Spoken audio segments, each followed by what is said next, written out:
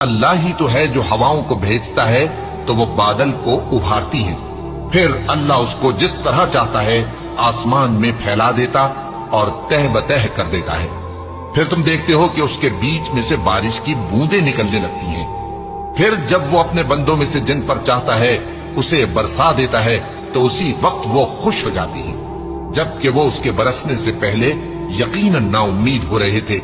تو اے دیکھنے والے، اللہ کی رحمت کی نشانیوں کی طرف دیکھ کہ وہ کس طرح زمین کو اس کے مرنے کے بعد زندہ کرتا ہے، بے شک وہ مردوں کو زندہ کرنے والا ہے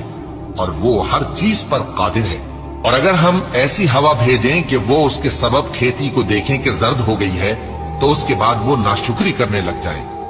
تو تم مردوں کو بات نہیں سنا سکتے اور نہ بہروں کو جب وہ پیٹ پھیر کر لوٹ جائیں آواز سنا سکتے ہو، اور نہ اندھوں کو ان کی گمراہی سے نکال کر راہ راست پر لا سکتے ہو۔ تم تو انہی لوگوں کو سنا سکتے ہو جو ہماری آیتوں پر ایمان لاتے ہیں، سو وہی فرما بردار ہیں۔